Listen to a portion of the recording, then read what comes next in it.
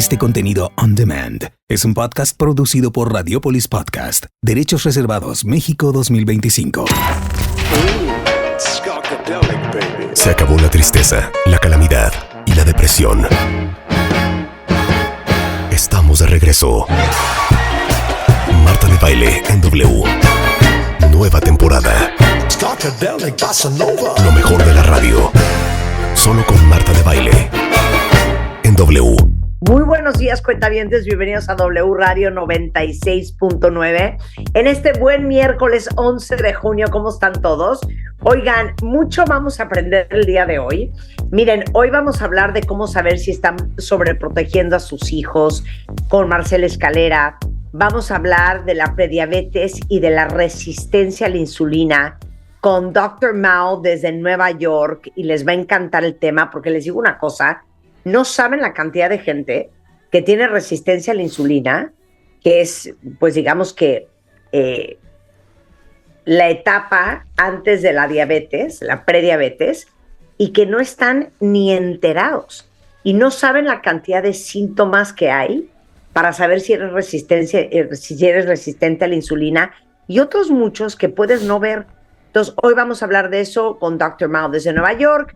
Vamos a tener a Rodrigo Historias Chidas. Miren, para todos los que nos escuchan en el resto del país y en el resto del mundo, hay una colonia aquí en la Ciudad de México que se llama la Colonia Doctores. Y entonces, pues sí, que Doctor Lisiaga, que sí de Doctor Río de la Loza. No, ¿es Doctor Río de la Loza o estoy inventando, Rebeca? No, sí, está perfecto. Sí. ¿Es Doctor? No es Doctor Río de la Loza. Claro, es Doctor Río de la Loza. ¿De qué hablas, hombre? O sea, bueno, por supuesto. Okay. Doctor Balmis, Doctor Río de la Loza, Doctor Bertis. Doctor Bertis. Okay. Otra cuentavientes. Exacto, es toda una colonia que se llama la Colonia Doctores, que todas las calles son nombres de doctores. Rodrigo Villanueva, de Rodrigo Historias Chidas, nos va a venir a contar, pues, quiénes son los doctores de la Colonia Doctores. Exacto. ¿Será que en algunos 20, 30 años habrá una calle Doctor Dagoberto Molina? Es lo que yo me pregunto. ¿Nunca te han ofrecido ponerte una calle, Dago? No, Marta, no me han ofrecido todavía. ¿Cómo estás? Buenos días. Encantado de saludarte. Qué gusto tenerte acá. Oye, bueno, va a estar muy divertido porque yo sí no sé quién es el doctor Lisiaga, por ejemplo. 100%. Oigan, me dice Rebeca, oye, hija, ¿sabes qué? Siento que a los hombres de repente los tenemos muy ninguneados. Sí. Hablamos de todo tipo de cáncer en mujeres y hablamos de menopausia, pero ustedes, chicos, les tengo una noticia. Hoy es su día. Sí. Hoy es Día Mundial del Cáncer de Próstata, y para eso está con nosotros el doctor Dagoberto Molina, que es urólogo, es jefe del Departamento de Urología del Hospital ABC en la Ciudad de México.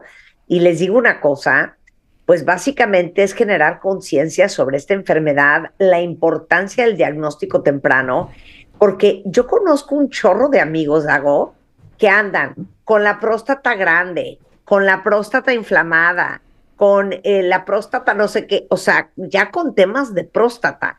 Entonces, es increíble, pero 1 de cada 8 hombres va a tener cáncer de próstata durante su vida. Imagínense ustedes que un hombre se muere cada 15 minutos de cáncer de próstata, que es la segunda causa principal de muerte por cáncer en los hombres, y se estima que más de 35,000 morirán de cáncer de próstata en el 2025. Ay. Entonces, a ver, vamos a empezar por el principio, porque te digo una cosa, Dagoberto, para empezar, siento que los hombres, muchos no saben ni siquiera quién es el dueño de la próstata. Marta, muchas gracias. Gracias por la introducción y por lo que acabas de decir. Es de suma importancia porque gracias a este tipo de programas y de difusión, la gente se puede hacer más consciente y evidentemente se pueden hacer diagnósticos mucho más tempranos para poder disminuir el índice de complicaciones y de mortalidad por el cáncer de próstata.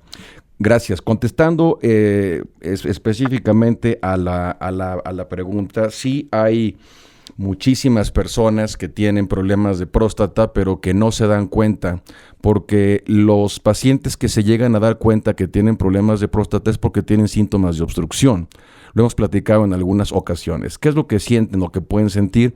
Pueden sentir dificultad para orinar, disminución de la fuerza y de calibre del chorro de la orina, pueden tener ardor para orinar, pueden incrementar la frecuencia, pueden tener inversión del nictámero, que eso significa que vayan a orinar más en la noche que en el día, y entonces son síntomas realmente de obstrucción, pero eso no quiere decir que sean síntomas de cáncer, porque desafortunadamente el cáncer de próstata en la gran mayoría de las veces no da ningún síntoma. Es completamente asintomático. Entonces, entonces espérame, vamos a subdividir, espérame. A ver, una cosa es que te esté dando lata la próstata y otra cosa es que tengas cáncer de próstata, ¿no? Sí.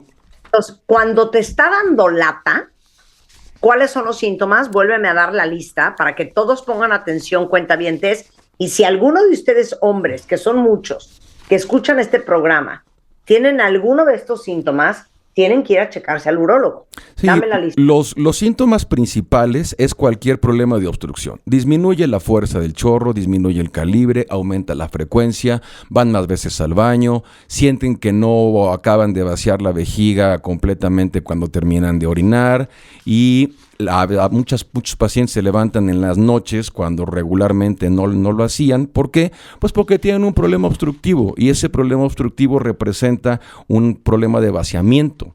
No pueden vaciar completamente la vejiga. Entonces se queda orina residual y esa orina residual pues se hace que la vejiga se llene más rápido con la filtración normal de orina de los riñones y los lleva al baño con más frecuencia. Pero eso es obstrucción. Pero obstrucción es porque la próstata crece. Exacto. A todos los hombres nos crece la próstata. Me preguntan mucho que cómo hacemos para evitar o para prevenir el crecimiento de próstata. La respuesta es no hay manera. El crecimiento de próstata es un crecimiento que va conforme a la edad, porque la próstata se alimenta de las hormonas que producimos con los testículos, que son los andrógenos, y estos andrógenos le dan de comer a la próstata. El problema de conceptos es que muchas personas piensan que está inflamada o se refieren como próstata inflamada. La próstata no se inflama en este caso, sino que multiplica el número de sus células. Entonces es como un niño. El niño que crece no es que esté inflamado, es un niño que creció porque multiplicó sus células. No dices, qué inflamado está este niño, sino que creció. Entonces no existe el rollo de tengo inflamada la próstata, la tengo engrandecida. Exacto, creció. Hay problemas de inflamación prostática cuando hablamos de prostatitis por infecciones, por abscesos y por otras cosas, pero realmente el punto que estamos tocando hoy no es hablar de problemas de crecimiento de próstata, sino hablar de problemas de cáncer de la próstata, pero desafortunadamente, como te lo comentaba, los síntomas que puede presentar un paciente que tiene cáncer de próstata es ninguno. Y en algunas ocasiones pueden tener próstatas crecidas con cáncer que se diagnostican gracias a esos síntomas. Pero las personas que tienen cáncer de próstata y que tienen próstatas pequeñas que no están obstruyendo, pues pueden pasar muchos años o pueden pasar de plano desapercibida su enfermedad hasta que ya tiene complicaciones más graves. A ver, entonces, una próstata con cáncer no necesariamente es una próstata grande. No, correcto. Puedes tener una próstata de tamaño normal, nada más que tiene cáncer. Sí, y hay próstatas con cáncer que son chiquititas, o hay próstatas con cáncer que son grandes, o hay próstatas con cáncer que además del cáncer tienen un problema de inflamación o de irritación o de infección, y entonces es ahí en donde caen en los grandes problemas del retraso diagnóstico, porque les dan antibióticos, les dan desinflamatorios, les dan medicamentos como para tratar un problema irritativo o un problema no grave, y desperdician mucho tiempo porque suponen, que ahorita hablaremos del antígeno prostático, suponen que ese antígeno prostático que se elevó es obediente a este tipo de problemas, pero nadie se pone a pensar que puede ser cáncer. Claro, a ver, me vale. Vámonos de regreso a, no sé si es en prepa que te enseñan esto, o si es que te lo enseñan. ¿Dónde está la próstata? Digo, señores, para que ubiquen dónde está su próstata, ¿de qué tamaño es y para qué sirve? La próstata está exactamente pegada al cuello de la vejiga y la manera más fácil de comprenderla es imaginarnos que la próstata es como si fuera una mandarina. Una mandarina tiene una cáscara que correspondería a la cápsula de la próstata y unos gajos que correspondería al tejido prostático normal. Y como en la mandarina, los gajos son los que, gracias a su conformación de circunferencia, forman un tubo. A la próstata no la atraviesa un popote, no la atraviesa un tubo, sino que el tubo está formado por la misma próstata. Por eso el ejemplo de la mandarina es un ejemplo muy didáctico. La próstata debe de pesar entre entre 15 y 20 gramos. La próstata se evalúa su tamaño por el peso. Tiene que pesar entre 15 y 20 gramos. Y la próstata, la única función que tiene es fertilidad. La próstata va a producir líquido, que se llama líquido prostático, en el cual van a nadar los espermatozoides para poder alcanzar al óvulo y poder fecundarlo y reproducirnos. Si no tuviéramos próstata, eyacularíamos coágulos seminales y la reproducción sería imposible, porque no hay medio. Entonces, lo que hace la próstata es proporcionarle un vehículo a los espermas para poder fecundar. Esa es su única función. No tiene nada que ver con la erección, no tiene nada que ver con la sensibilidad, no tiene nada que ver con... es fertilidad. Dudas, doctor. No tengo idea que son 20, 30 gramos. O sea, dámelo en una fruta. Una nuez. Más o menos pesa 15 a 20 gramos. Okay. Y una manzana, por ejemplo, una manzana mediana puede llegar a pesar 100 gramos. Sí, claro. Entonces, imagínate, es 10 veces más chiquita que una manzana de tamaño mediano. Ok, ahí te va una pregunta. Así como la vesícula, te la pueden quitar y puedes vivir perfectamente sin vesícula, porque la vesícula tiende a dar muchos problemas. ¿Por qué no, cuando termina un hombre su etapa reproductiva, pues que le quiten la próstata? Lo que pasa es que no está indicado realmente. El tratamiento de próstata tiene indicaciones como tiene indicaciones cualquier otro tratamiento en la medicina. No se puede considerar como algo profiláctico, porque implica un procedimiento quirúrgico la gran mayoría de las veces, y someter a un paciente a un procedimiento quirúrgico de una manera innecesaria resultaría algo no indicado y algo poco ético. Ya. Hay que hacer tratamientos o proporcionar los tratamientos cuando están indicados. Entonces, bueno, ya quedó clarísimo, Dago, que el cáncer de próstata no da síntomas en las etapas cuando lo quisieras agarrar. Exactamente. En las etapas tempranas, el cáncer de próstata pasa completamente desapercibido. La única manera que tenemos nosotros para poder sospechar de eso es con los exámenes de sangre y con los exámenes de escrutinio que les mandamos hacer a los pacientes con antecedentes o sin antecedentes, pero que ya rebasaron alguna edad determinada, que son los 40 años. Si en tu familia hay alguien con sangre directa, que sea abuelo, hermano, papá, tío, sangre directa en la primera línea, tú tienes una probabilidad mayor de desarrollarla. No quiere decir que te va a dar como una condición sine qua non, pero tienes carga genética. Y entendiendo la etiología del cáncer de próstata, es genética y racial. Entonces, si hay carga genética, siempre hay que tener mucho más en cuenta que debes hacerte los estudios con una periodicidad más corta. El marcador por excelencia que tenemos para detectar... espérame. Entonces, a partir de los 40... Sí.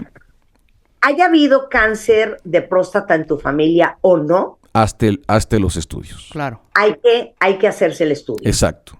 Nada más antes de que digas cuál es el estudio. ¿Cada cuánto hay que hacérselo? Si eres un paciente sin antecedentes en la familia, con una vez al año es más que suficiente. Si hay antecedentes de cáncer en la familia, como les comentaba, a partir de los 35 años es cuando se debe empezar a hacer esta vigilancia, y también se debe hacer una vez por año, por lo menos. ¿Pero cualquier cáncer o específicamente cáncer de próstata? Hablando de cáncer de próstata, porque hay otro tipo de cánceres que requieren de otro protocolo de vigilancia o de detección. Pero hablando de cáncer de próstata, esas son las dos recomendaciones más importantes por la edad. Ok. Para todos los que dicen, no, güey, yo no voy a ir con un urólogo o con un proctólogo a que me hagan un tacto. A ver, ¿cuál es la nueva prueba para el cáncer de próstata? Se ha avanzado mucho en eso, Marta, y qué bueno que lo comentas, porque todavía en algunas, en algunas personas existen ciertos tabús, ciertas cosas que no tienen realmente fundamento, como por ejemplo el tacto rectal, ¿no? El tacto rectal es una prueba que todavía en algunos lugares se sigue haciendo, que no está mal hacerla, pero finalmente el tacto rectal es una apreciación subjetiva de la próstata y depende de la sensibilidad del dedo del que esté examinando. Entonces, si el tacto... ¿Qué quiere decir eso? Que para mí esta mesa puede ser dura y para ti puede ser blanda y para Rebe puede ser semirrígida. ¿Quién tiene la razón? Nadie, porque es una apreciación subjetiva. Hay que entender que el cáncer de próstata no siempre hace un tumor, no siempre hace una bola, sino que el cáncer de próstata puede ser celular. Y entonces, desafortunadamente, la mano humana no puede detectar células.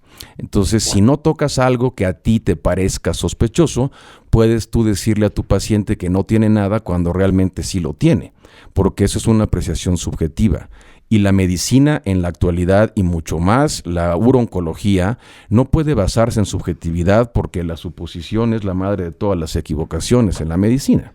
Entonces, claro, prácticamente el tacto se puede hacer o no, realmente depende de la clínica de cada quien.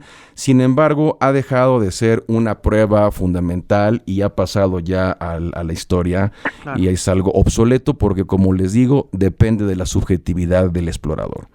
Existen pruebas que son mucho más científicas, apegadas a los números, a lo medible, a lo tangible y al objetivo. Necesitamos nosotros recomendarles a los pacientes, la prueba más antigua es el antígeno prostático específico. El antígeno prostático específico es una proteína que produce la próstata y que se puede elevar cuando hay algún problema en la próstata, pero el motivo principal por el cual se eleva es cáncer. Okay. El valor normal del antígeno prostático tiene que oscilar entre 0 y 4. No debe pasar de 4. Si pasa de 4, hay que tener un foco de alerta porque algo está sucediendo. Hay que ver por qué subió. No siempre es cáncer, pero si el antígeno se eleva, quiere decir que hay algo mal en la próstata y se tiene que averiguar qué es. Por eso, pero el antígeno prostático es una prueba de sangre. Sí, es una prueba de sangre. Al laboratorio te sacan un tubito de sangre. Así es. Y así hacer la prueba. Y se mide con una computadora y la computadora, un espectrófono, te dice cuánto tienes de antígeno prostático. Si es menor a 4, no tienes problema. Si es mayor a 4, hay que poner los ojos en ese resultado. El que tú tengas un antígeno prostático elevado no quiere decir que tengas cáncer. El antígeno prostático específico no hace diagnóstico de cáncer. Eso es muy importante que quede claro. Porque las personas pueden pensar que si tienen un antígeno en 6 o en 7, eso quiere decir que ya tienen cáncer en la próstata. No, lo único que te dice la prueba es que tienes que poner los ojos ahí y tienes que hacer un estudio más profundo para poder detectar si es cáncer o no es cáncer. Porque hay pacientes que tienen antígenos un poco elevados que no son cáncer, se tratan de prostatitis o de procesos inflamatorios o irritativos. Ya, porque el otro día, justamente con el hematólogo, dimos clases de cómo se lee, por ejemplo, una biometría hemática. Sí. Entonces, ahorita que dijiste, arriba de 4, pues hay que estar vigilante. No quiero que se vayan a hacer un antígeno prostático, les salga 6 y se quieran aventar por la ventana pensando que ya tienen cáncer. Exacto. Puede ser otra cosa. Pero entonces, si el antígeno prostático sale arriba de 4... Eso es un foco de alerta. ¿Cuál es la otra prueba que tienes que hacer tú para ver por qué está arriba de 4? Hay más pruebas que se pueden hacer y, por ejemplo, está el 4K Score, que también es una prueba de sangre, en donde te sacan una muestra y entonces te dice qué tanto riesgo puedes tener. Existe en la actualidad una prueba que se llama PSA3 de detección de un gen, de algún gen de DNA que está en la orina y que puede ser muy sensible para detectar pacientes que tengan cáncer de próstata. Existen otro tipo de estudios como la resonancia magnética multiparametrial, en donde teniendo un paciente que tiene una sospecha alta de cáncer, podemos mandar a hacer este estudio para visualizar, es un estudio de imagen, para ver exactamente si en la próstata existe un nódulo o no, como la mastografía, que te dicen tienes un BIRATS 1, 2, 3, 4, 5. De una bolita o lo Exacto, que sea. Aquí te lo dan también en PIRATS del 1 al 5. Ahora, es que hay más cáncer de próstata ahora que antes, ¿no? Realmente es el mismo cáncer, Marta. El mismo número de cánceres de próstata que había antes lo hay ahora. La diferencia es que ahora vivimos más y además tenemos mucho más tecnología y recursos médicos para poder diagnosticarlo de una manera temprana. Entonces, realmente no es que haya más cáncer ahora, sino que se diagnostica con más premura, con mucho más oportunidad, y eso incrementa las estadísticas, que eso es muy bueno, pero realmente no es que se haya incrementado el número, sino que el número sigue siendo prácticamente el mismo, nada más que ahora se diagnostica más, y antes no se hablaba de esto, porque eran temas tabús en las familias, ¿no? Entonces decían, ¿de qué se murió el abuelo? Pues un día orinó con sangre y se murió, pero no saben realmente qué fue lo que sucedió. Y ahora los diagnosticamos de una manera muy exacta, muy sensible, muy específica, y eso pues ha incrementado las estadísticas, pero realmente el número de cáncer de próstata prácticamente ha sido el mismo, más o menos alrededor de 500,000 pacientes por año en los Estados Unidos se diagnostican con cáncer de próstata, pero por cada persona diagnosticada hay 2 que no están diagnosticadas. Entonces, imagínense 1,5 millones de personas que van caminando por la calle y que no saben que lo tienen porque nunca se han hecho un estudio, ¿no? Entonces, eso es realmente peligroso. Claro, ahora, dices, no te vas a dar cuenta probablemente que tienes cáncer de próstata si no te haces una PCR. Un antígeno, un PSA. No puedo decir un PSA, un antígeno prostático. ¿Cuáles son los niveles? El antígeno, como bien lo comentaste hace rato, tiene que estar debajo de 4. Si hay un paciente que tiene un antígeno arriba de 4, eso quiere decir que tiene un problema en la próstata, que puede ser cáncer, sí, pero tiene que averiguar qué es. Si no, ¿para qué existen los estudios? Si no, ¿para qué pides los estudios de laboratorio? Si te salga 4 o te salga 8, vas a hacer lo mismo, pues resultaría ocioso pedirlo. Entonces, si tú tienes un estudio en el que tienes un número por arriba del rango normal, tienes que averiguarlo, y eso lo hacemos los urólogos oncólogos. Quien está encargado de eso, de detectar formalmente si es o no cáncer, somos nosotros. Si es cualquier otra cosa, pues qué bueno que sea algo que con una cosa muy sencilla se pueda resolver, pero si es un cáncer de próstata, no lo puedes dejar ahí, porque el cáncer de próstata puede avanzar muy rápido en algunos casos. Contestando la pregunta que me hiciste justamente antes del corte, hay tres factores que pueden ir a favor o en contra de los pacientes que son diagnosticados con cáncer de próstata. Primero, lo único que hace diagnóstico de cáncer de próstata es una biopsia. La biopsia de próstata es el único estudio que hace diagnóstico de cáncer de próstata. Entonces, el paciente que tiene sospechas de cáncer de próstata justificadas, hay que hacerle una biopsia de próstata. La biopsia de próstata no disemina el cáncer, no te pasa absolutamente nada cuando lo haces correctamente. Puede haber infecciones si no estás bien preparado, por eso hay que preparar bien al paciente antes de hacerle una. Pero realmente la pregunta que me hace mucha gente es que si me hacen una biopsia ¿me lo van a diseminar? La respuesta es tajantemente no.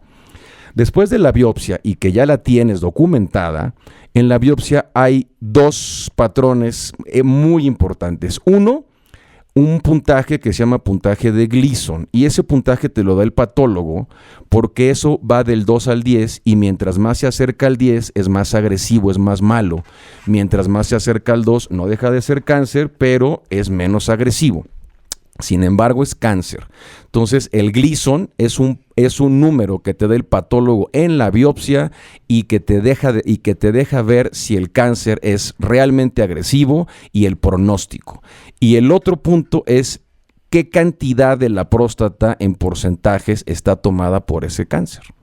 Si el factor del antígeno, del Gleason y el porcentaje están a favor del paciente, el paciente tiene altísimas probabilidades de curación.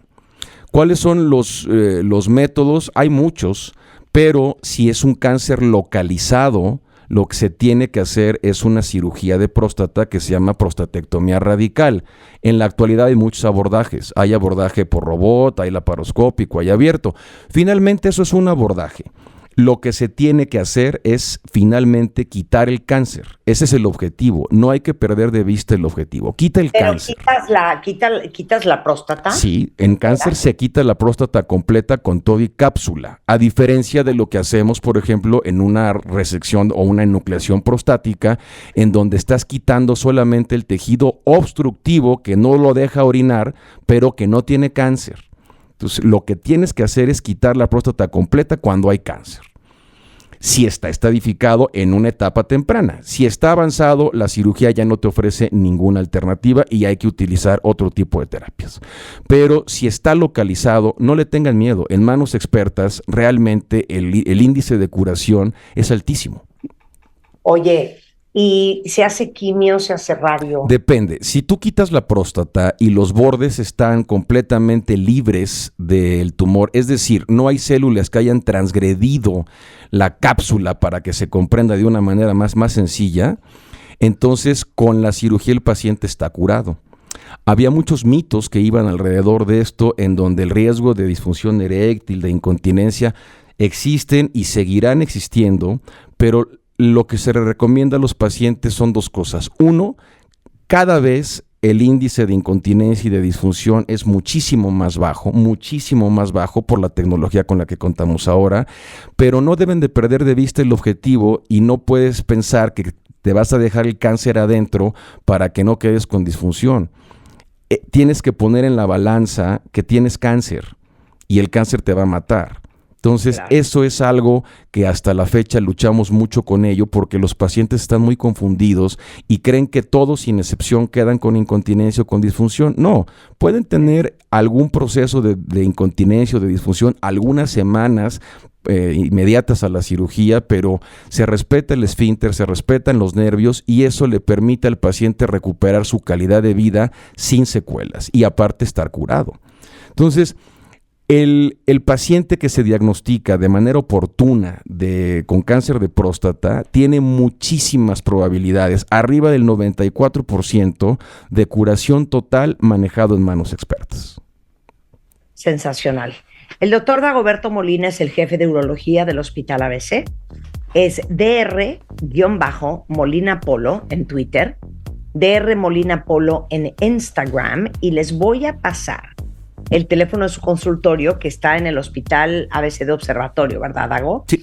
Es 55 15 730 7330. 7330. Exacto. 7330. Y el otro también se los dejo, Marta, por si alguien necesita ayuda, 55 26 14 48 99. Ok. Gracias, querido. Gracias a ustedes. Un gran placer. Gracias, Marta. Muchas gracias, Rebe. Hombre. Igualmente. Síguenos en Instagram. Marta de Baile. No te pierdas todo lo que pasa dentro y fuera de la cabina. Lo mejor de la radio. Solo con Marta de Baile en W. Cuentavientes, a ver, no sé si ustedes piensan lo mismo, pero me parece tan grave la falta de educación financiera que tenemos en el mundo. Ya saben que es una de mis obsesiones.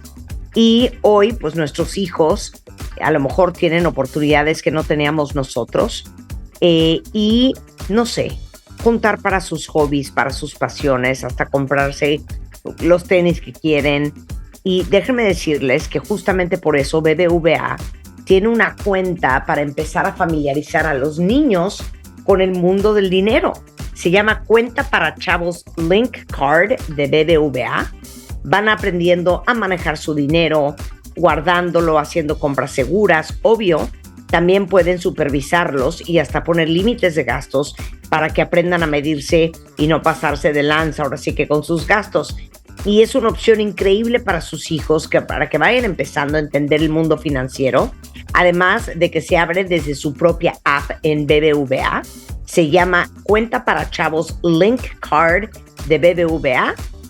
Lo pueden hacer directamente en el app de BBVA o en bbva.mx y conocer todo lo que trae. Nos hemos reído, mi queridísimo Rodrigo Historias con los doctores, con los doitores. El doctor Lisiaga. Oye, nosotras que amamos a los doctores, sí, que tenemos harto doctor en este programa, qué vergüenza que no sepamos quiénes son el doctor Lisiaga.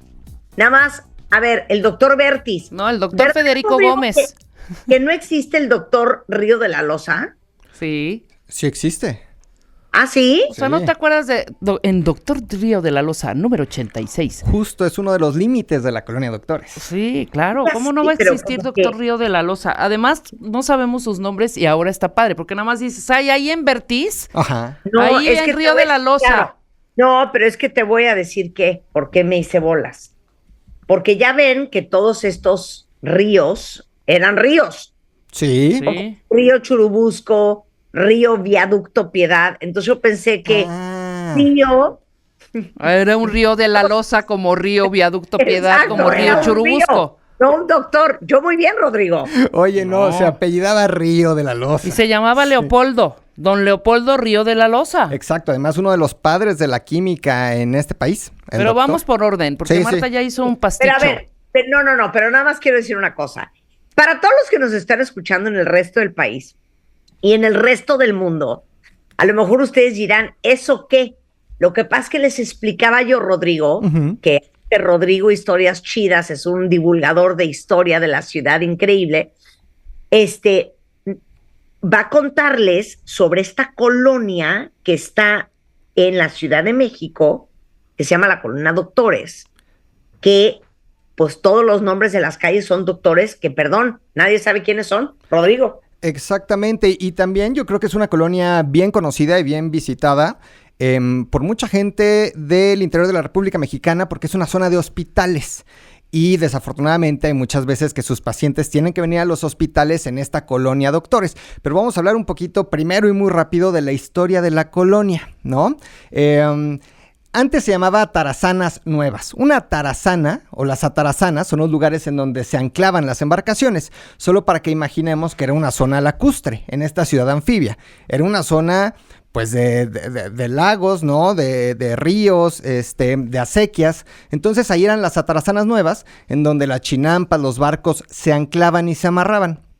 Esto hacía que fuera pues una zona no muy popular, porque era una zona llena de lodo, de mosquitos y por lo tanto una zona muy barata. Costaba una vara, mientras que algo en el centro de la ciudad costaba hasta 100 varas, ¿no? En el siglo XVII, por ejemplo. Ajá. ¿Así se decía 100 varas? Sí, o sea, sí. Sí, era una vara. Claro, era una vara. Exactamente. ¿De ahí vendrá varo? A lo mejor, es muy probable, ¿verdad?, que venga varo de las varas. A ver, hay que averiguar. Sí, muy bien. Y bueno, eso ya era la zona limítrofe de la ciudad. Lo que hoy conocemos como la Colonia Doctores, que antes fue la Colonia Hidalgo, que se iba a llamar Colonia Hidalgo y que a partir de 1905, por la inauguración del Hospital General, se llama Colonia Doctores. Eso ya era hablar de lejísimos del centro. Lejísimos. Hoy es parte de pues la zona más céntrica de la ciudad, ¿no? 100%, pero antes era lejos del centro. Sí, fue en su momento, antes de la construcción del Hospital General, pues los patios de los tranvías de la ciudad. Anécdota curiosa, se rumora que ahí nació el caldo tlalpeño. ¡Ay! Así es, el caldo tlalpeño, porque los conductores del tranvía tenían su última estación en Tlalpan, muy cerca de donde estamos ahorita. Entonces iban justo de la colonia Doctores, hoy Doctores, antes Hidalgo, y venían hasta acá, hasta Tlalpan, y aquí había una señora que le ponía mucho chile al caldo de pollo. Y llegando allá decían, quiero un caldo como el de Tlalpan, un caldo tlalpeño, y allá se bautizó el caldo tlalpeño. ¡Cállate! Sí. Ahora, tengo otra duda. ¿Por qué la bautizaron como la colonia Doctores? ¿O me estoy adelantando? 5 de febrero de 1905, el entonces presidente Porfirio Díaz inaugura el Hospital General, que era una maravilla en su momento, no existía. A ver, fue el mejor hospital en su momento, no de México, no de Latinoamérica, del mundo. Era el Hospital General porque, como su nombre lo dice, tenía absolutamente de todo. Podían ir para ver niños, mujeres, enfermedades por infecciones, etcétera. Era un gran hospital y entonces le encargan justamente al doctor Liceaga, pues el hospital, y él se encarga de bautizar a la nueva colonia Doctores con los nombres de sus maestros. Todos estos nombres que conocemos, Bertis, Río de la Loza, etcétera, García Diego, etcétera, fueron maestros del doctor Liceaga, y él fue el encargado, pues, de recordar a esos grandes médicos que le enseñaron, y bautizó las calles, justo por eso. Claro. ¿Cómo? ¡Qué bonito! Sí, es una historia. Sí. Mi pregunta es, ¿qué tipo de doctor tenías que haber sido para que te pusieran tu nombre en la calle? En el siglo XIX, ¿no? Porque la mayoría son médicos decimonónicos, pues eran grandes médicos, maestros, además, promotores, divulgadores de la salud, de la medicina, y que trajeron grandes avances a este país, ¿no? Y hay que entender que en aquel momento no era únicamente o no estaba el médico dedicado a una subespecialidad. Claro. En realidad estos médicos eran grandes médicos, que lo mismo eran oftalmólogos, que pediatras, que cardiólogos, que químicos, que etcétera, etcétera. Entonces eran médicos bien completos, ¿no? Que sabían absolutamente de todo, que tuvieron puestos además en la salud pública de este país y que fueron, por supuesto, grandes maestros. 100%. Pues arranquémonos con la lista. A ver, vamos a empezar con uno y empezamos fuerte. Sí. El doctor Bertis, una de las avenidas más importantes, que no solo atraviesa por la Doctores, sino que va casi hasta División del Norte y sale desde Salto del Agua, ¿no? Sí, claro. O bueno, San Juan de Letrán. Bertis es la reina de las taquerías. Hay taquerías, sí, cómo no, y yo vivo muy cerquita de ahí, y obviamente ayer salí a cenar ahí en Bertis. Pues bueno, fue un gran oftalmólogo. El doctor Bertis estudió en Francia, solo para que se den un quemón, con Augusto de Mar, o Luis Augusto de Mares, que tiene incluso instrumental médico que lleva su nombre, ¿no? Un gran oftalmólogo. Uh-huh. Pues el doctor Bertis estudió en Francia con él y trajo grandes avances en la oftalmología de este país. Él fue el precursor de las cirugías de cataratas en este país. Hablamos del siglo XIX, de los 1800, y él operó a más de 100 personas de cataratas y fue obviamente un gran promotor de la salud visual ya en aquel momento. Y en honor del doctor Bertis es que pues justamente esta avenida, una de las más importantes, lleva su nombre. Claro. ¡Ay, qué bonito! Oye, para que lo sepa nuestro oftalmólogo, el doctor César Sánchez Galeana. Sí, 100%. Además fue director del Hospital de Jesús, que es el primer, o fue el primer hospital. Todavía existe, ¿no? ese hospital, me da miedo. Mesones y 20 de noviembre, sí da miedo, pero fue el primer hospital de América. Sí. Primer hospital de América. Sigue el doctor Leopoldo, que se apellida Río de la Loza. Río de la Loza. Que claro. No es un río, que no es el río Churubusco, es el doctor Río de la Loza, que seguramente le suena, ¿no? Porque antes, cuando se mandaban cartas, etcétera, y mandabas tu correspondencia a cierto lugar, pues repetían mucho, doctor Río de la Loza, doctor Río de la Loza. Y pues bueno, ¿quién fue el doctor Leopoldo Río de la Loza? Fue clave en la lucha y en la investigación contra la epidemia de cólera en 1833. En el 33, aquí en México, hubo una epidemia terrible. La gente moría por ese cólera que llegó a Tampico, que bajó a Veracruz, que llegó a la Ciudad de México. De hecho, Hay restos, pues casi por toda la Ciudad de México de, pues los que murieron por el cólera, ¿no? Una persona importantísima en la lucha contra el cólera fue justamente el doctor Leopoldo Río de la Loza. Don Polo para los cuates, que además, y les decía, no solo eran doctores o médicos en ese sentido, sino que estaban o sabían de muchas cosas. Él era farmacéutico, además era químico y fue el primero en aislar en laboratorio el oxígeno en este país. Claro. ¿Ok? O sea, si hoy tenemos esta tecnología de tanques de oxígeno, etcétera, ¿no? Es gracias al doctor Leopoldo Río de la Loza, que bueno, en honor de este gran doctor, también hay una gran calle que lleva su nombre. Fue una persona importantísima y promotor de la química en muchas disciplinas en este país. Pues ahí está, quien viva ahí en Doctor Río de la Loza o quien hemos pasado miles de veces, ya sabemos quién es el doctor Leopoldo Río de la Loza, ¿cómo no? El siguiente es el doctor Rafael Lucio Nájera. ¿A dónde vas aquí a doctor Lucio? Doctor Lucio, ¿no? Aquí esquinita con Cuauhtémoc. Este doctor me fascina su historia. Quiero empezar diciendo que hay un monumento al doctor Lucio sobre Paseo de la Reforma. Enfrente del número 19 del Paseo de la Reforma hay un monumento en honor al doctor Lucio.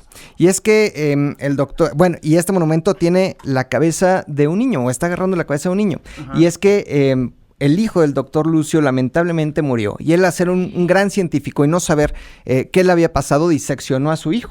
Pero esto, bueno, pues también es uno de los grandes promotores de la cirugía y de la investigación médica en este país. Pero además el doctor Lucio fue médico de Maximiliano, ¿ok?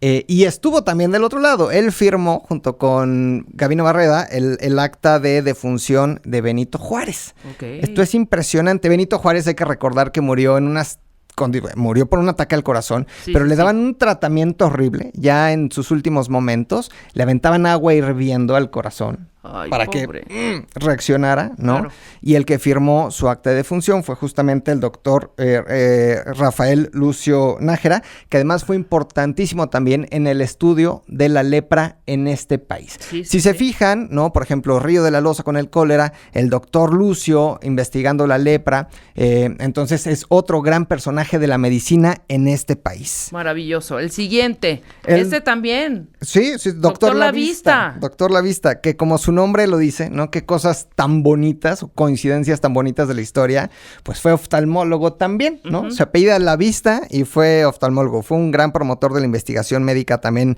en este país, jefe o director del Hospital San Andrés, y él fue un gran promotor e impulsor de la investigación médica. Todos estos grandes doctores en esta época o finales del siglo XIX, inicios del siglo XX, en donde estaban los científicos, en donde todo lo podía resolver la ciencia, pues bueno, ellos son herederos directos, y el doctor Lavista fue, junto con el doctor Bertis, uno de los grandes oftalmólogos de este país. Ajá. El siguiente también me encanta, el doctor Eduardo Liceaga. De hecho, el Hospital General lleva su nombre. Claro, doctor Eduardo Liceaga Torres. Ajá. Dijimos al inicio que él fue justamente quien bautizó a las calles de la colonia Doctores, honrando a sus profesores o a sus maestros. Ajá. Si quieren aprender un poquito más o les gusta un poquito este tema de la historia y de la medicina, pueden ir al antiguo Colegio de Medicina o San Ildefonso en el centro histórico, donde podrán aprender un chorro. Hay desde la medicina prehispánica, ¿no? hasta la actual. Hay boticas, laboratorios, los primeros consultorios de rayos X se conservan ahí, ¿no? Pero bueno, el doctor Liceaga justamente es quien nombra esta colonia con los nombres de sus maestros, pero además un gran promotor de la higiene en este país. Ajá. Le decían el higienista de México, ¿ok? Porque, a ver, antes del siglo XIX, digamos que no existían estos hábitos de higiene que se descubren con todos los avances científicos. Uh-huh. Y él trae la higiene a este país, el doctor Eduardo Liceaga, y es quien se encarga de introducirlo a un montón de lugares, hospitales, clínicas, escuelas, etcétera, etcétera. No olviden lavarse las manos y honrar al doctor Eduardo Liceaga. Además, investigó la fiebre amarilla, eso es importantísimo. Mira. Y tuvo estudios muy importantes y aportes muy importantes en la pediatría en este país, ¿ok? El doctor Liceaga. Vamos con... Y nosotros estamos resumiendo, cuentavientes, o Sí. sea, la currícula de todos estos doctores es impresionante. Tuvimos que hacer una edición porque además me mandaste una tesis. Una biblia de cada doctores. uno. Entonces editamos para que ustedes tuvieran la información un poco más compacta, pero pueden, por supuesto, googleen y verán esta gran trayectoria y los aportes, sobre todo, a nuestro país, ¿eh? Sí, y también vale la pena caminarla, doctores. Anda, exacto. ¿No? Quitemos como algunos estigmas que tienen ciertas colonias, caminémosla, doctores. Uy, no me vayan a bajar mis rines. No, hombre. Pasa nada. Camínenla y van a ver que no les bajan ningún rin. Camínenla, exacto. Camínenla. Venga. Está el doctor Federico Gómez. ¿Les suena? ¿No? Porque hay un hospital infantil. El Hospital Infantil Federico Gómez. Claro. Que está justamente en todo este complejo de hospitales. Está el Centro Médico Siglo XXI, está el Hospital General y al ladito está el Hospital Infantil Federico Gómez. Y no es casualidad que un hospital infantil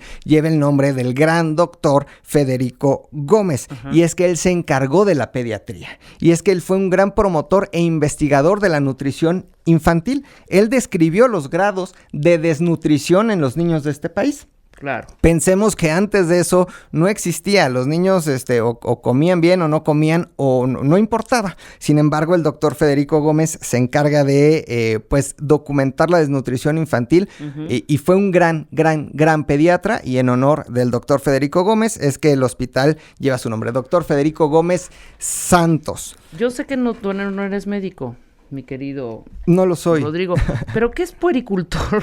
Bueno. Siempre he tenido esa duda. Bueno, la puericultura tiene que ver con la educación de los niños. Ok. Y muy probablemente, no quiero cometer una imprecisión, venga del griego paidos, niño, ajá. Y de ahí la puericultura, pero sí tiene que ver con los niños justamente y con la educación infantil. Ok, muy bien. Sí, señor. Perfecto. Sí, señor. Y les quiero contar de uno que me encanta, que generó revuelo en las redes sociales, ajá, que mucha gente me dijo, oye, yo no sabía eso, y les quiero contar del doctor Francisco Javier de Balmis y Berenguer, mejor conocido como Doctor Balmis. Sí. Hay también una gran avenida que cruza la colonia Doctores, casi desde la Roma hasta su salida, ¿no? Del otro lado, al eje central, y es la avenida Doctor Balmis. Uh-huh. El doctor Balmis tiene una historia impresionante que está sujeta a juicio en algunos momentos, pero el doctor Balmis trajo la vacuna contra la viruela a este territorio. Claro. Todavía era la Nueva España, no era México, fue 1807, 1808, pero no crean que trajo la vacuna como ahora, ¿no? En hieleritas, uh-huh, con hielo, fresca, no, la trajo viva. Eso significa que la trajo, y aquí es en donde entra lo cuestionable con niños. Uh-huh. Es decir, salió desde España con un grupo de 22 niños, o 24 niños me parece, uh-huh, y entonces venían inoculados con la viruela. Sí. Es decir, a nivel subdérmico ya traían la viruela y traían como estas las ronchitas de la viruela. Uh-huh.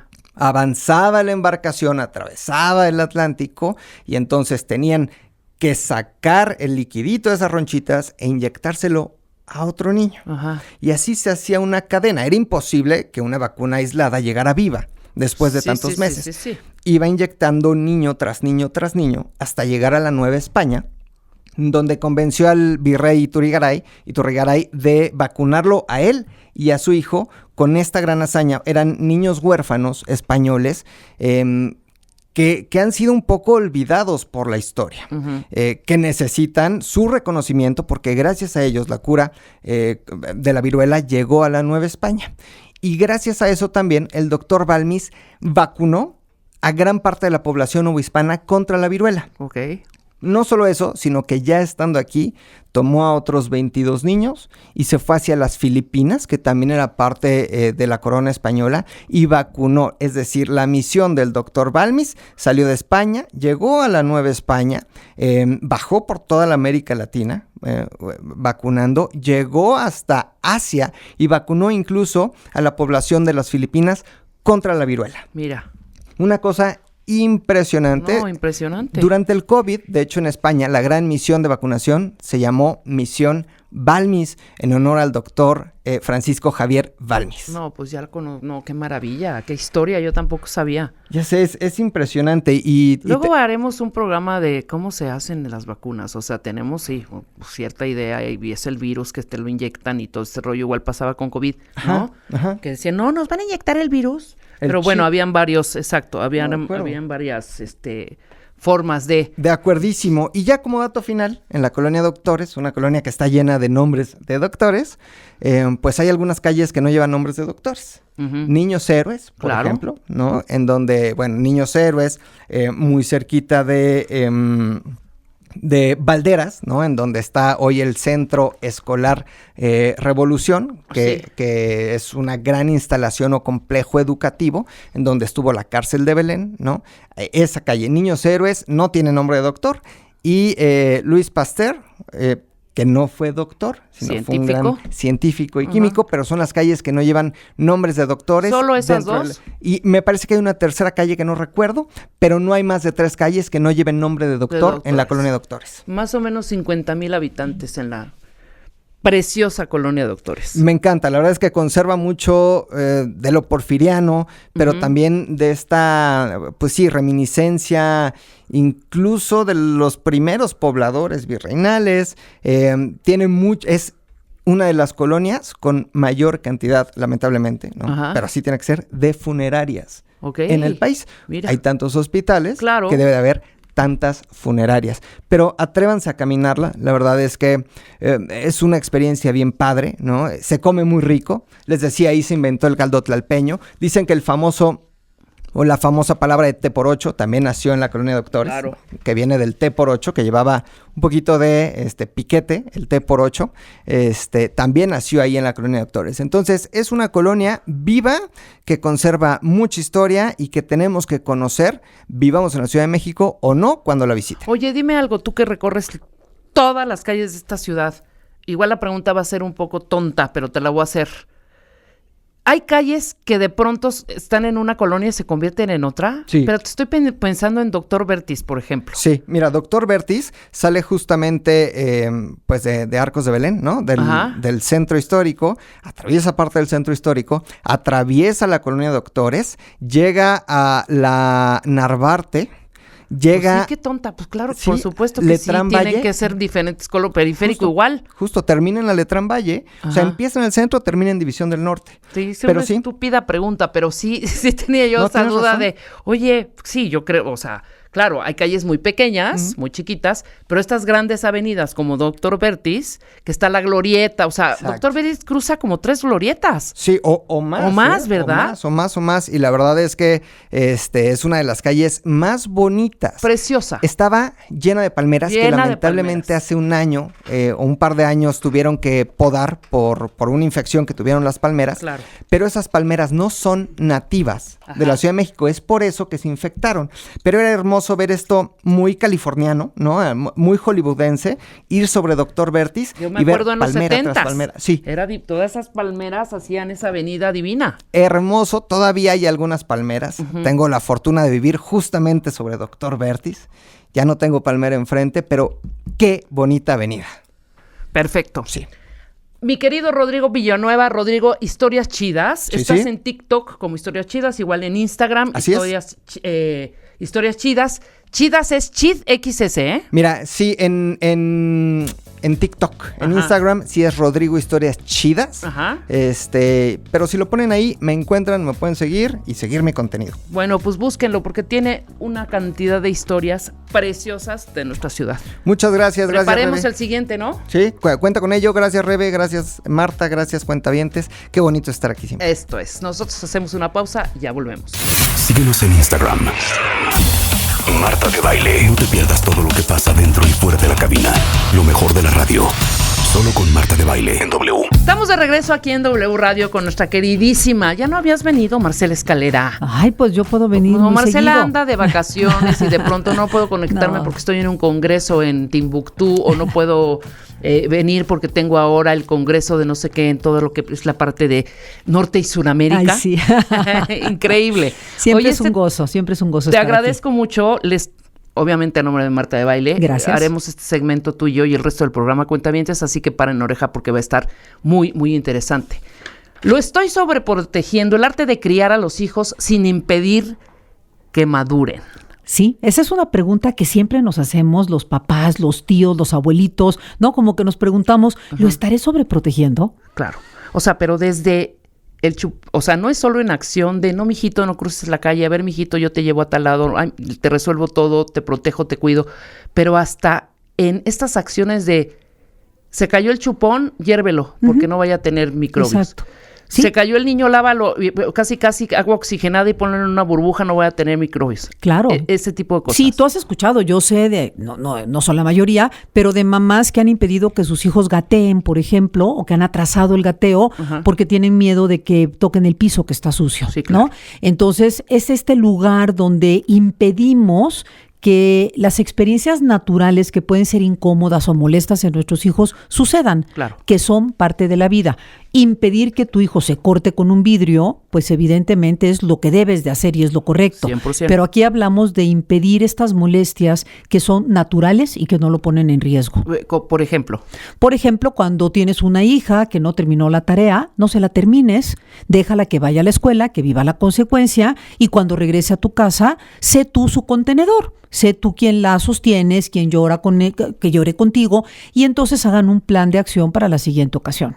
Tienes un hijo que tiene 15 años, que ya está listo para irse solo a la secundaria o a la preparatoria, permítele irse en el transporte público aunque a ti te dé miedo. Claro. O sea, este tipo de cosas que como mamás no son fáciles, pero que tenemos que empezar a entender que nuestro rol es dar las condiciones para que nuestros hijos maduren. Y madurar, Rebe, implica frustrarnos, estar triste, estar contentos, vivir alegrías, vivir decepciones, lastimarnos. Claro. Eso es lo que significa el proceso de la maduración. La ida al campamento, que si me puedo quedar con mi amiguita, que si podemos ir al cine solas, que si nos dejas en el centro comercial y nos recoges a tal hora. Sí, Yo esas son tengo decisiones. una mamá que conozco perfecto, que sí le da permiso a su hijito. Sí. El hijo ya tiene 17 años. Ok. Pero a escondidas va a todos los lugares a donde Pues mira, va. te voy ¿Sí a me explico? decir- Se la encuentra de pronto. Voy a Mítica, por Ajá, ejemplo, ¿no? ajá. Entonces ahí va el niño con sus amiguitos y todo y de repente, ¿qué onda, ma? Ay, es que fíjate Sí. que necesitaba yo comprar también una cosa, ¿no? O X. Bueno, Entonces yo lo ya. hice en alguna ocasión, me quedé en el ¿Escondidas? estacionamiento, claro que sí, me quedé en el estacionamiento leyendo un libro, me metí al cine y estuve en la fila de hasta atrás, ¿no? Sin interrumpir, pero presente, porque yo sentía que había cosas que había que supervisar y te puedo decir que esa vez que estuvimos en el cine, bueno, Ajá. que estuvieron ellas en el cine y yo estaba en la parte de atrás, a una niña le cayó algo picante en el ojo, terminó llorando, No, bueno. hubo que llevarla al baño a lavarle el ojito, que no hubiera pasado a mayores, pero la presencia de un adulto es importante. Y lo mencionas y me parece que sí hay que tocar ese tema. Claro. Somos responsables de decidir si permitimos que nuestros hijos vayan a lugares, somos responsables de supervisar esos lugares y de Sí. ver con quién van a estar. Entonces, un campamento, una ida a dormir a casa de alguien más, una salida al parque, una ida al centro comercial, por supuesto que la tenemos que supervisar Claro. y es nuestra responsabilidad, Rebe. No se nos ocurriría permitir que nuestros hijos fueran a un parque donde va a haber peligros. De acuerdo. Vamos, echamos ojo, vemos cómo está. Entonces, primero, la decisión de darle el permiso o no tiene que ser una decisión informada. Yo ya hablé con la mamá que la invitó, yo ya supe a 100%. dónde van al campamento, yo ya sé cómo se van a ir, con quién van a estar, quién está a cargo. La segunda parte es que me pongo en contacto con los adultos que van a estar en ese lugar. Entonces, hablo con la coordinadora del campamento, ¿no? Me pongo de acuerdo con la mamá que va a ser quien se va a llevar a 10 niños a una fiesta, le doy mi teléfono, o sea, hago todo lo que a mí me corresponde. Pero una vez que yo vi que ese lugar es seguro y que doy el permiso, tengo que confiar. Sí, es Yo fui muy niña sutil. sobreprotegida, ¿eh? Sí, Te cuéntame. lo digo, pues sí. Cuéntame. Si era, o sea, para unas cosas, una apertura, ¿no? Como me voy a quedar a dormir con mi amiguita, pero no vas a cruzar la calle para ir a la trapalería de enfrente. Sí. ¿No? Y ahí habría que ver, Rebe, porque a lo mejor sucede que tu mamá sabía que en tu calle, por ejemplo, no había topes y los carros pasaban muy rápido. Por ponerte un ejemplo, que no sé si sea ese, pero es un ejemplo. A veces los adultos tenemos una percepción más amplia de la realidad que nos permite anticipar o prever que hay ciertos riesgos que un niño o un joven no pueden ver, y tomamos estas decisiones que el niño o el joven puede sentir, ay, no me están dando el permiso, me están sobreprotegiendo, pero vienen de una razón fundamentada, pero otras veces viene del miedo.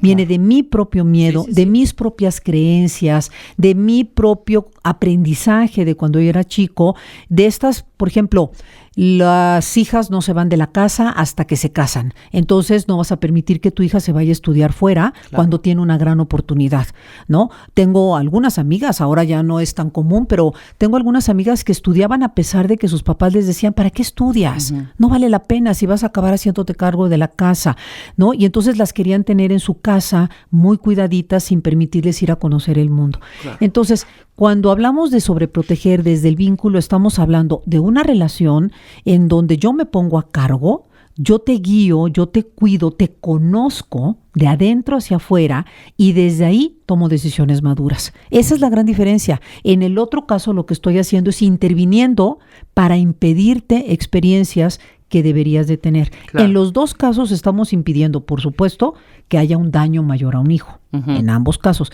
Pero cuando hablamos de sobreproteger, a veces los protegemos de no ir a una reunión porque creemos que se va a desvelar y al otro día va a amanecer muy cansada. No, de la tomadera, o no le vayan a dar algún estupefaciente, ¿no? Y lo tenemos difícil como papás, o sea, pero nuestros hijos van a tener que enfrentar esa ida a una fiesta donde va a haber sustancias y donde ellos van a tener que tomar decisiones, y tenemos que fundamentar la crianza en la relación, en la confianza, en los valores, pero también en la toma de decisiones que nosotros les enseñemos a ellos que pueden elegir en un momento dado. Claro. Entonces esa es la diferencia, que uno viene desde mi miedo, desde mis creencias, que es la sobreprotección, y el otro viene desde mi cuidado, mi responsabilidad, que da el vínculo y una relación segura. Muy bien. ¿Cuáles son esas señales, Marce, de que estoy sobreprotegiendo a mi hijo? Pues mira, una de las señales sería cuando estoy interviniendo demasiado y estoy evitando que se frustre, que esté triste, que le vaya mal, que tenga experiencias que sean fuertes, porque siento feo. ¿No? Eso lo estoy haciendo por mí, no lo estoy haciendo por él o por ella. Cuando yo hago cosas que él o ella podrían hacer de manera independiente, como amarrarse los zapatos, como cargar la mochila, como hacer una llamada para pedir una cita cuando son más grandes. O sea, ciertas cosas que yo ya sé que un hijo, por ejemplo, un hijo de 14, de 18 años, puede perfectamente llegar y cocinarse algo o calentar lo que le dejaste, y muchas veces la mamá lo hace por ellos, ¿no? Si tengo esta constante sensación de que tengo que hacer hijos felices, también eso es sobreprotegerlos, porque nuestros hijos, y ya lo platicamos, necesitan llorar, necesitan encontrar la tristeza para poder madurar. Todo esto me lleva a que lo que yo vería es que estoy limitando las experiencias de las vidas de mis hijos. Pero fíjate, Rebe, no solamente las experiencias malas, a veces también limitamos las buenas. Ir a una fiesta, tener un novio por primera vez, comprarse algo lindo, aprender a manejar, son experiencias bonitas que muchas veces por nuestros miedos limitamos en nuestros hijos. Claro. Ahora, muchas veces, y aquí lo dices en tu texto, lo hacemos por amor. Claro. ¿Qué tanto es dañino? Claro. Pues el amor necesita tener dos características. Una es invitarte a existir en la relación conmigo y a conectar emocionalmente, y al mismo tiempo, Rebe, darte un espacio para ser tu persona. Sí. Y esto aplica en nuestra relación de pareja como aplica con nuestros hijos. Cuando yo tengo a un hijo que amo profundamente, que invito a relacionarse conmigo, que disfruto en su presencia y al mismo tiempo le doy un espacio para convertirse en su propia persona, le estoy haciendo las dos invitaciones más importantes de la vida. 100%. Conectar conmigo y florecer. Si yo cierro este espacio para crecer, entonces lo asfixio. Es como si sembraras una planta, una semilla, y en lugar de ponerle una tierra que está suave, le pusieras arriba una capa de plástico. Claro. Pues esa no podría germinar, no podría salir. ¿Cómo se conduce un adulto que fue sobreprotegido? ¿Qué características tiene? Pues mira, en un adulto sobreprotegido vamos a tener dificultad para tomar decisiones. Ajá, 100%. Vamos a sentir que no encontramos nuestros propios recursos. Vamos a copiar o a preguntarle a alguien más lo que hay que hacer. Va a buscar una mamá o un papá Vamos en su a pareja. buscar a alguien que nos guíe, porque no vamos a tener esta energía que debe de venir de adentro de nosotros para hacernos sentir que somos agentes en nuestra vida. Eso es ser independiente y ser viable. Cuando tú te paras sobre tus pies, es que tú sientes que puedes. Va a ser difícil, te va a costar, lo vas a llorar, vas a vivir alegrías y tristezas, pero sabes que hay recursos adentro de ti. Cuando has sido sobreprotegido es como si tu espacio se hiciera chiquito, como si te hicieras miniatura y entonces tuvieras que tener siempre un guía. Y entonces, ¿qué hacemos? Buscamos una pareja que nos mande, que nos guíe, que nos dirija y no tomamos el volante de nuestras vidas. Claro. Ok. Ejemplos de crianza. Cuando nosotros hablamos de estar criando a nuestros hijos desde un lugar seguro, que les dé un espacio para madurar, estamos hablando, por ejemplo, a mí me encanta poner cuando tienes un niño, un bebé de 1 año, 11 meses o 13 meses que está empezando a caminar, Rebe, y tú lo ves que va caminando y ves que hay un cablecito, estás en una sala y hay un tapete, por ejemplo, y sabes que se va a tropezar, y tú lo dejas que se tropiece. Porque sabes que no se va a lastimar, sabes que va a aprender y seguramente la próxima vez que pase por ahí va a levantar el piecito y va a brincar ese cable. Claro. Ese es un muy buen ejemplo de lo que es la crianza, con vínculo, con presencia, estando pendiente, pero permitiendo que haya experiencias que no siempre sean gratas. Si tú vieras que hay una mesa que tiene un vidrio y que el niño se va a pegar, inmediatamente vas y lo quitas, claro, ¿no? No lo dudarías. Yo creo que ese es un buen ejemplo y lo podemos aplicar a la adolescencia. Cuando tú ves que tu hijo, por ejemplo, ha decidido hacer el trabajo la noche anterior hasta las 11 de la noche, pone el despertador, no se despierta, va tarde a la escuela, en las prisas deja la cartulina sobre la mesa y tú como mamá o papá decides permitirle vivir la experiencia. Que vaya a la escuela, que viva la consecuencia y cuando regrese, estar ahí presente para él. No desde el enojo y desde el te lo dije, pero desde él, cómo lo viviste, cómo te sentiste, qué puedes hacer la próxima vez. Eso es un gran aprendizaje. Sí, pero tenemos a la mamá que agarra la cartulina, va volada a la escuela, se pelea con el de la entrada, hace todo lo posible por evitarle a ese hijo o a esa hija esta experiencia. Claro. Y ahí podemos ver con claridad que hay una diferencia. No, y sobre todo también esta parte cultural, ¿no? Ahorita que hablabas, por ejemplo, del cablecito y del niñito que se tropieza, generalmente en países como occidentales o latinos más bien, es hasta agarrar la chancla y pegarle al cable, ¿no? Cable tonto, mijito. Y haces un teatro alrededor para que el niño se sienta protegido, ¿no? Se cayó y quieres compensar, ¿no? Porque también te duele, ¿no? Sí. Pero, por ejemplo, los asiáticos, estaba yo viendo varios videitos de chavitos en donde la gente latina criticaba que, por ejemplo, en la misma situación, el chavito se tropezaba y la mamá no hacía absolutamente nada. Es más, el chavito se volteaba como esperando que la mamá corriera a levantarlo. Sí. Y la mamá muy tranquila, sentada en el sillón, esperaba a que el niño se levantara y regresara y ya le daba un abrazo, ¿no? No inmediatamente esa recompensa. Mira, depende de cómo lees a tus hijos. Claro. Rebe, porque hay niños que en ese momento el contacto físico les va a hacer sentir que están seguros y que están contenidos. No le vas a quitar lo que le duele, ¿no? Tenemos el sana colita de rana, que es una manera como de decirle, aquí estoy contigo, pero no te puedo quitar este dolor, ¿no?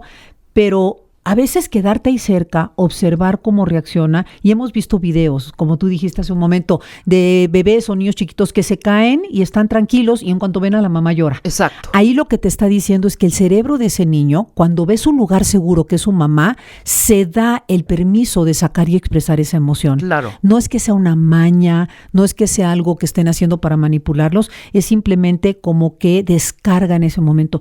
Y yo no sé si te ha pasado, a veces te aguantas el dolor o la tristeza, pero cuando estás con una amiga cercana en quien confías, ahí lloras. Sí. Te has aguantado mucho tiempo Claro. y ahí lloras. Un poquito esto pasa. Entonces, dejar a nuestros hijos solos, que se caigan y se levanten y se soben la rodilla o que vivan sus experiencias de vida, a veces puede llegar a ser negligente, ¿no? Es como salirnos de este lugar que nos corresponde de cuidarlos y de guiarlos.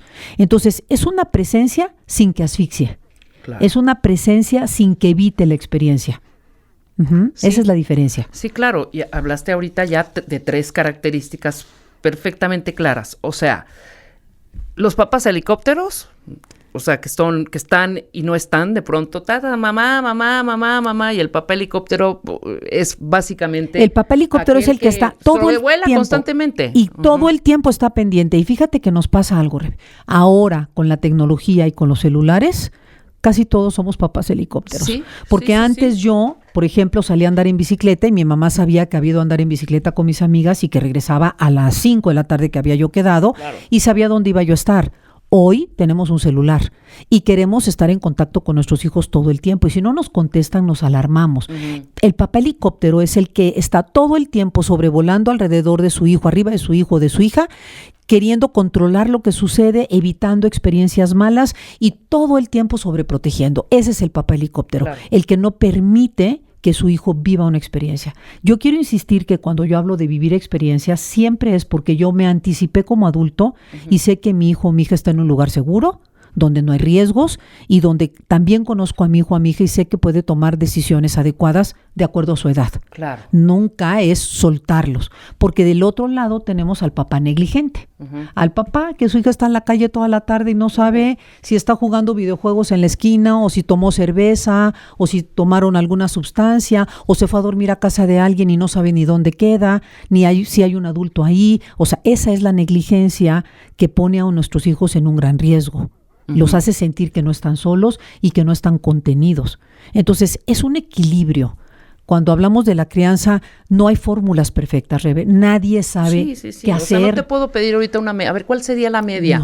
No. Medio de harina, 1/4 de agüita. No hay fórmula. No hay una fórmula y a mí me gusta porque desde la crianza con vínculo, que es lo que yo trabajo, sabemos que ser papá o ser mamá es un lugar solitario.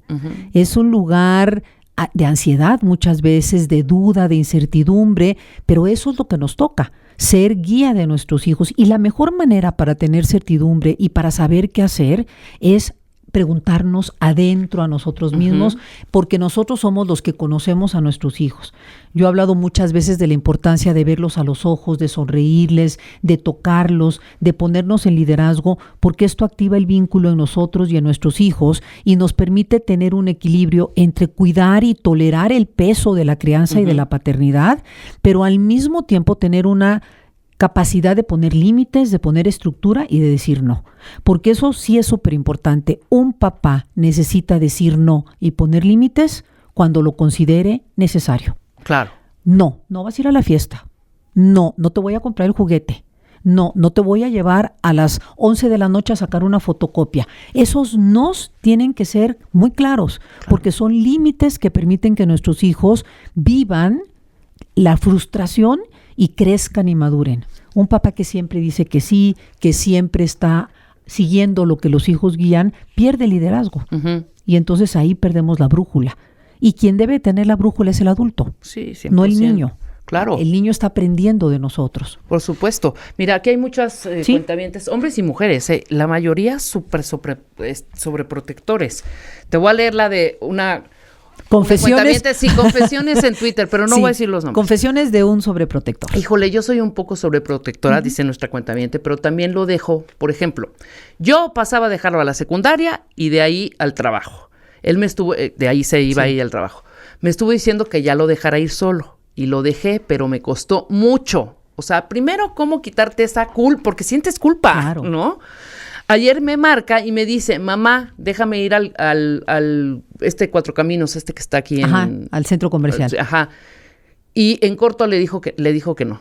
No, está muy feo, voy a ir con Miguel, mamá. No, está muy feo para ustedes y luego van a ir solos. Y le dije, no vas.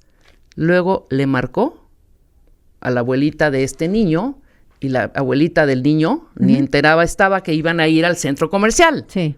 ¿No? Sí, ahora, ¿qué edad tiene más o menos? No sé, pero me quiero secundaria, imaginar que tendrá 14 años. Tendrá 14, 15 por ahí. Años. Fíjate, yo te platicaba que alguna vez a mí me pasó que mi hija me pidió el permiso y yo sentía pues que era un centro comercial que yo no conocía bien y le dije, sí vas a ir, yo voy a estar, no voy a intervenir, me voy a sentar en el carro, me voy a sentar en tal restaurante y si se ofrece algo ahí voy a estar. Entonces, observas, ves, porque son niños chiquitos. Claro. A los 14 años Todavía, claro, por todavía supuesto. hay que supervisarlo. Me 100%. parece muy bien que le hayas dicho que no. Ahora, lo que valdría la pena sería que platiques con él, porque esto te va a volver a suceder. Claro. Entonces, platica con él y verle dando como los parámetros de qué sí le vas a permitir. Sí te voy a permitir ir cuando yo te pueda llevar. Exacto. Yo sí te voy a permitir de tal horario a tal horario. Sí te voy a permitir, pero las reglas son estas. Ajá. Y entonces vas estructurando y preparándolo para cuando esté listo para ir a un centro comercial a los 16 o 17 años con sus amigos. Entonces es un proceso. No es que ya le dije a los 14 que no y nunca lo voy a dejar que vaya. Ajá. Es hoy no está listo. Necesito a alguien que supervise. Escucho que hay una abuelita, ¿no? Entonces, ¿cómo me coordino con la abuelita Sí, para esta pero que la toma de abuelita no tenía decisiones? ni idea que iban a ir al centro comercial. Exacto. Pero bueno. Y ¿no?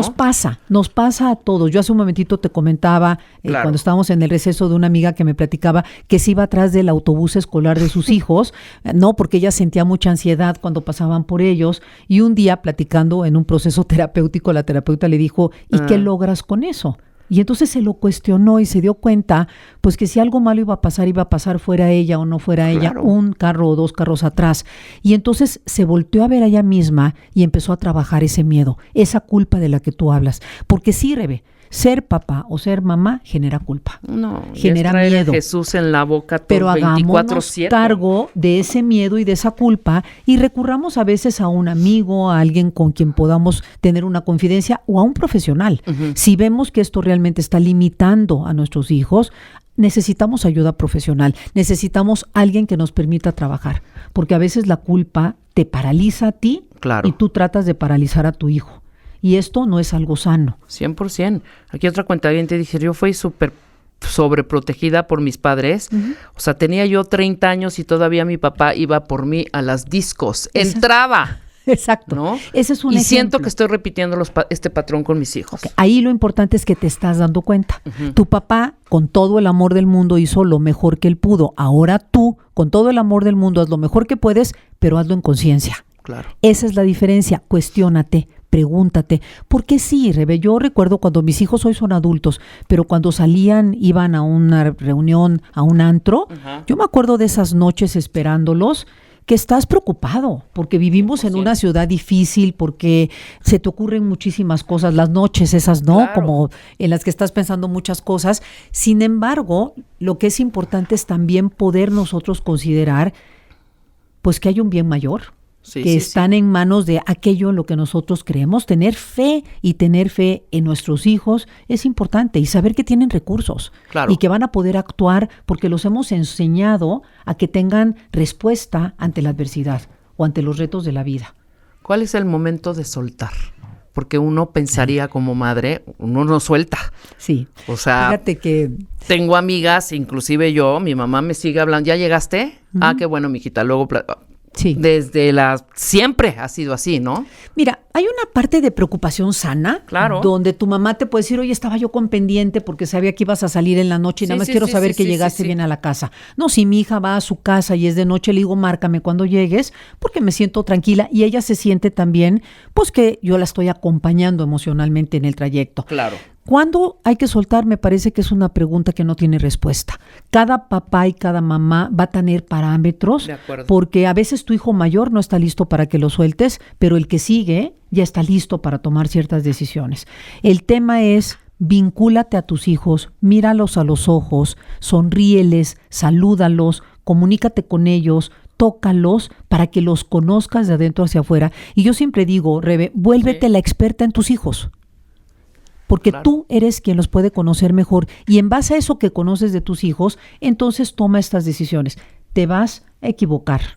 A veces vas a sobreproteger, a veces vas a parecer negligente, pero la práctica te va a ir permitiendo encontrar el punto medio. Maravilloso. ¿Sí? Si quieren contactar a Marcela Escalera, tenemos dónde, tenemos Sí, con qué. Gracias. Es psicóloga clínica, eres directora del Instituto Nufelt Español y coordinadora del Diplomado Crianza con Vínculo.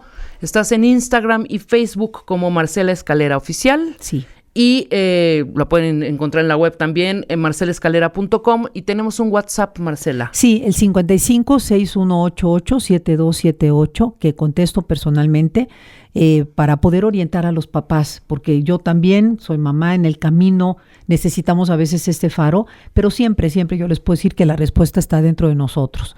No nacemos sabiendo ser papás, pero sí podemos aprender. Rebe, sí podemos aprender, informarnos. La crianza con vínculo nos da muchísimos parámetros para tomar decisiones y para sostener a nuestros hijos, que eso es lo que necesitan, que estemos cerca de ellos. Maravilloso, mi querida Marcela. Nos vemos la próxima con siguientes Muchísimas temas. gracias. ¿Qué tema hay que hablar? De según el...